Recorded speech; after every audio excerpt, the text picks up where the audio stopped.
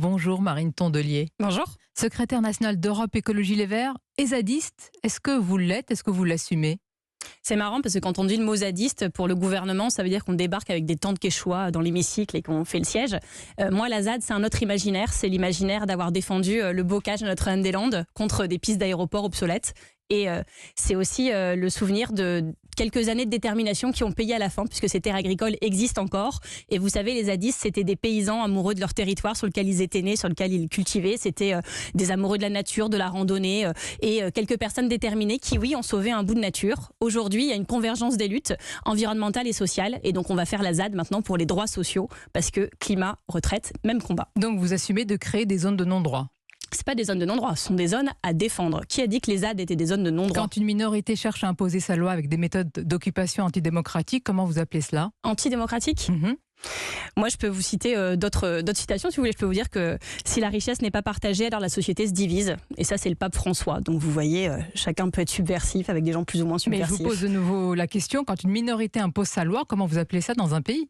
Mais ce que vous ne comprenez pas, c'est que les gens qui sont opposés à cette réforme sont majoritaires. 84% des Français la rejettent. 2/3 des Français pensent qu'il faut des manifestations dans ce pays. Je parle d'une ZAD. Est-ce que vous avez un problème Mais avec vous la avez entendu ce que j'ai dit sur la ZAD? Vous n'avez peut-être pas écouté entièrement la phrase. J'ai dit qu'il fallait faire la ZAD à l'Assemblée dans le respect du règlement intérieur. Mais comment on fait ça dans le respect quand une minorité impose sa loi à la majorité, comme ce qui est fait dans une ZAD?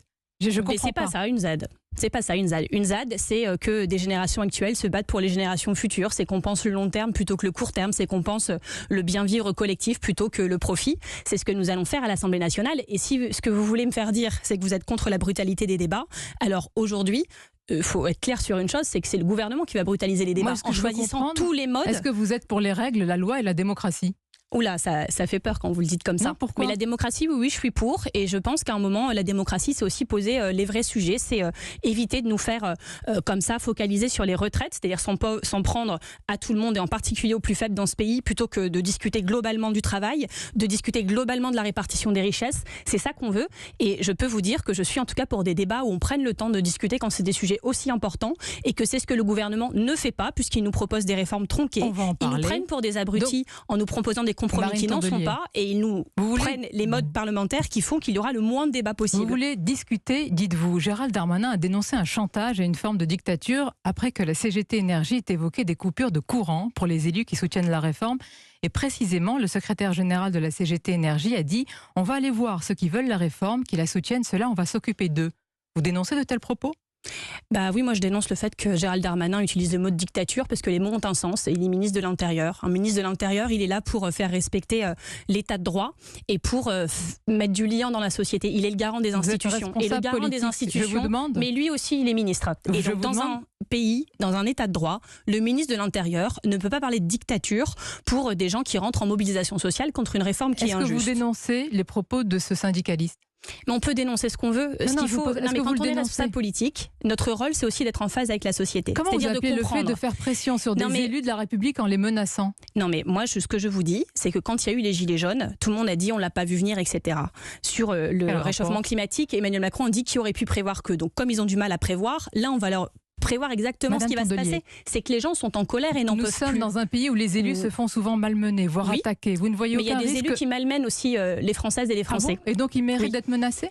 Je vous dis pas ça, je vous dis que quand un ministre de l'Intérieur parle de dictature, que les mots ont un sens et que c'est pas de nature à apaiser le débat public. J'ai entendu. Si vraiment il veut s'occuper du lien social dans ce pays, qu'il arrête ces réformes injustes dont on sait depuis des années et encore plus depuis des mois, que s'il persiste dans cette voie, ça va mettre le pays à feu et à sang. Et donc je veux bien que pendant des semaines, on nous explique que c'est de notre faute, à nous, partis de gauche. La réalité, c'est qu'on sait exactement à quoi s'attendre en allant par là. Vous dites que les mots ont un sens. Quand on fait une menace ainsi par rapport à des élus, ma question est simple. Est-ce que vous le condamnez ce matin, oui ou non?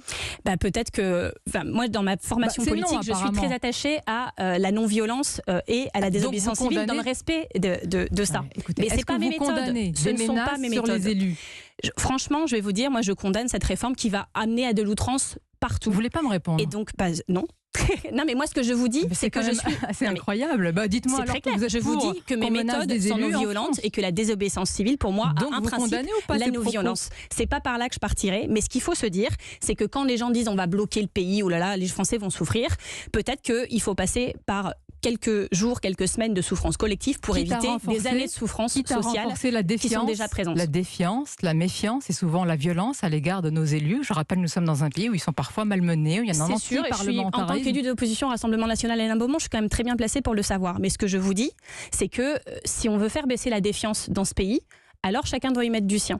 Et s'entêter dans cette réforme dont on sait depuis des années où elle va nous mener socialement, c'est aussi une erreur de la part du gouvernement et c'est facile de reporter toujours la faute sur les syndicalistes. Mais il y a un climat quand même global dans ce pays de criminalisation des écologistes, de criminalisation des syndicalistes. Vous ne participez pas à le nourrir en ne dénonçant pas ce matin de tels propos? Je vous ai dit que ça n'était pas mes méthodes et que c'est pas comme ça que je ferais. Mais vous n'arrivez pas à dire ce matin que vous les dénoncez. Si vous voulez, je peux vous dire que le problème dans ce pays, ce sont les syndicalistes. Vous avez l'air d'y tenir. Donc le problème dans ce pays, ce sont les pauvres, les manifestants et les syndicalistes. Il n'y a pas de problème sur les élus et une forme de violence autour de ces élus. Il y a beaucoup de violence dans ce pays, c'est ce que je vous ai dit exactement. Et que si on veut faire baisser la défiance, commençons par regarder les vrais problèmes de ce pays où les pauvres sont de plus en plus pauvres et les riches de plus en plus riches. Peut-être que beaucoup de nos problèmes viennent de là aussi. On va en parler. Mais prolongeons sur ce sujet. S'il y a des débordements, personne ne le souhaite. S'il y a de la classe, personne ne la souhaite. S'il y a des dégradations en marge des cortèges par les Black Blocs, comme malheureusement c'est souvent le cas avec les manifestations en France, vous condamnerez ces violences. Mais alors, donc 4e édition, mes méthodes sont la désobéissance civile et la non-violence, qui est quelque chose de fondateur pour beaucoup d'écologistes auxquels nous sommes formés, auxquels nous formons, quand Gérald Darmanin ne nous empêche pas d'organiser ces formations, puisque c'est quand même ce qu'il fait depuis des semaines en France. Donc votre voix est entendue. Ce matin, si vous Mais vous savez, les manifestants, ils ont envie de manifester aussi dans la sécurité. Donc, en tant que responsable, moi, ça fait très longtemps que je ne vois plus, par exemple, de familles avec des enfants dans les manifestations. Et ça me perturbe. Pourquoi? Parce que les politiques du maintien de l'ordre dans ce pays sont un échec. Ah bon? Il n'y a pas d'infiltration de l'ultra-gauche, de Black Bloc? Évidemment. Mais la manière dont a été organisée, notamment par le préfet allemand, le maintien de l'ordre dans ce pays depuis des années, a provoqué C'est Monsieur Nunez aujourd'hui. Une densification. Oui, mais l'escalade s'est faite avec Monsieur Allemand qui est resté très longtemps en poste. Pour le coup, tout ce qui se passait, c'était quand même assez étonnant. Et ça a provoqué une escalade des violences qui n'est pas organisée par moi, ni par les écologistes, ni même par la CGT Énergie, puisque les corps constitués qui organisent ces manifs sont plutôt celles et ceux qui font en sorte que ça se passe bien. Et c'est les premiers qui sont pénalisés, c'est ceux qui sont dans les cortèges. C'est pas M. Darmanin qui est en Espagne. En tant que responsable politique, vous dites et vous condamnez s'il y a des violences par l'ultra-gauche et l'infiltration des Black Blocs, vous dites je condamne, clairement. Mais vous pensez que j'ai envie de me retrouver entre des gaz lacrymaux et des parpaings? Mais dites-moi oui, je condamne, point. Mais je vous le redis. C'est pas mes méthodes. En tous les cas, pour ça qu'on est là. Il y a quelque chose que vous dites clairement, c'est que vous souhaitez une France sans milliardaires. Les pauvres vous disent merci, Madame Tondelier. Est-ce que vous venez d'être éradiquée par cette proposition la pauvreté en France? Mais il est faux de penser qu'en fait on aide les pauvres avec plus de milliardaires. C'est ce qu'on essaye de nous raconter. Je vois depuis hier les ministres, un par un, même Michel Sardou monter au créneau pour nous expliquer que les milliardaires sont une chance pour la France. C'est faux. Plus les riches sont riches, plus les pauvres sont pauvres. C'est ce qu'on voit depuis des années. Et je pense que quand on parle de milliardaires, c'est marrant parce que j'ai vu des gens monter au créneau sur les réseaux sociaux, peut-être en se sentant eux-mêmes attaqués. Mais les gens qui me répondaient n'étaient pas du tout milliardaires. Milliardaires, je pense que c'est tellement d'argent qu'on ne se représente pas ce que c'est. Quel niveau pour vous? Non mais Monsieur Bernard Arnault, c'est pas qu'il a 1 milliard, il a 213 milliards d'euros. Pour qu'on se représente bien, si un Français, depuis l'armistice le 11 novembre 1918, avait gagné chaque jour au loto et chaque jour le gros lot de 2 millions d'euros, tous les jours, pendant 37 000 jours, il a quand même beaucoup de chance ce monsieur. Aujourd'hui, il n'aurait même pas la moitié de la fortune de Bernard Arnault. Monsieur Bernard Arnault, ce sont des milliers d'emplois créés, ce sont des milliards à la France rapportés grâce à LVMH, à ses exportations, alors qu'en politique, on trouve parfois des millionnaires rentiers qui font carrière. Qu'est-ce que vous préférez? Qu'est-ce qui rapporte mieux à la France? Moi, je pense que le travail doit payer, que le mérite, le talent, l'effort, tout ce que vous voulez, on peut se dire ça. Mais quel talent, quel mérite, quel courage, quel effort fait qu'on mérite d'avoir autant d'argent? Il ne sait même pas quoi en faire. Et surtout, c'est un péril social, mais c'est un péril climatique. Ils sont les ennemis du peuple aujourd'hui. Est-ce qu'il faut les éliminer? Peut-être même les rééduquer? Non, mais c'est pas les éliminer. Vous dites la France sans milliardaires. Oui, en répartissant mieux les richesses. Parce que c'est le rôle de l'État. Vous savez, le capitalisme, il est amoral. C'est pas qu'il est immoral. La morale n'entre pas en ligne de compte dans le capitalisme et l'environnement d'ailleurs non plus. C'est normal, c'est comme ça, c'est un calcul économique. Et donc le politique et la société sont là pour encadrer ce capitalisme. Et aujourd'hui, excusez-moi, ça n'est pas fait. Et après depuis les années 80, le capitalisme est de plus en plus dérégulé. Et après les milliardaires, ce sera autour de qui? Des millionnaires. Et après les millionnaires, ce sera autour de qui? À partir de quel seuil de revenus et de fortune vous estimez qu'on est bon ou pas pour ce pays. Vous prenez à partie là-dessus, mais c'est intéressant la manière dont le débat se renverse. On est aujourd'hui en train de se dire, dans ce pays, il y a une urgence à trouver de l'argent. Pourquoi ? Parce qu'on a donné 20 milliards aux entreprises, le gouvernement, 20 milliards par an rendus aux entreprises. Et donc, il manque 18 milliards pour financer les retraites. On peut faire un petit parallèle entre les deux sommes. Et donc, tout le monde va devoir travailler plus longtemps. Et à aucun moment, on se dit que peut-être, si effort il faut faire, peut-être qu'il faut faire des efforts, mais peut-être que c'est pas à toutes celles et ceux qui travaillent et à qui on rajoute 2 années de plus en fin de carrière de les faire, et peut-être que l'argent existe autre part. Pendant la crise, qui manifestement n'était pas la crise pour tout le monde pendant le Covid, les 5 milliardaires les plus riches en France ont vu leur fortune multipliée par 2. Mais vous faites des milliardaires une cible. Est-ce que vous allez faire une liste demain avec justement les familles ou les milliardaires qu'il faudrait éliminer symboliquement de votre point de vue? Vous imaginez une telle rhétorique aujourd'hui? Les richesses. On s'interroge sur ce qui est juste ou pas. Mais vous pouvez me citer un pays, tout à l'heure de violence dans la France. Vous pouvez me citer un pays où on vit mieux et plus heureux parce qu'il n'y a pas de milliardaires, un pays dans le monde. Mais moi, je vais vous retourner votre question. Alors, la France, comme c'est pas moi qui ai fait la proposition, la France est le pays où les retraités vivent le mieux. Et aussi le pays où on part à un âge plutôt tôt par rapport à notre pays en France. Donc c'est pour vous montrer qu'on peut toujours se comparer avec plein de gens. Moi, je vous dis, si vous voulez comparer, que les pays où on part plutôt tôt en retraite sont aussi les pays où les retraités vivent le mieux. Est-ce que vous pouvez citer donc un on pays, arrête pays si on prend votre raisonnement, du coup, on reste à 62 ans. Il n'y a pas de pays heureux sans milliardaires. Un pays. Vous dites la France sans milliardaires. Y a-t-il des pays heureux, Madame Mabrouk? Il y a des milliardaires partout.